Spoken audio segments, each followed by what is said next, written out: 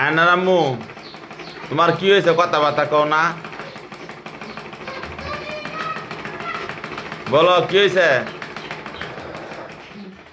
হ্যাঁ, এই যে সেলাইতাছে রে, বলো কি হয়েছে তোমার? সুতা নাই বেশি। কথা কও না কে?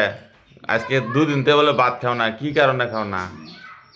আজকে 3 দিন ধরে ঘরে বাজার নেই, এই কারণে ভাত পানি খাওয়া সব বন্ধ। তবে কষ্ট করে খাওয়া লাগবো না?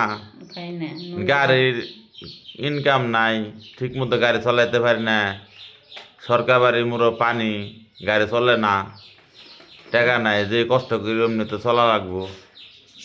আজকে 3 দিন ধরে ঘরের মধ্যে বাজার নাই, কি তাহলে কি দিয়ে ভাত খায় মানুষে? কষ্ট করি তো, নুন মরিচ দিয়ে আর কতই খায়। কষ্ট করে তো চলা লাগবো। শরীরের মধ্যে এসে জ্বর, শরীর কাঁপতেছে।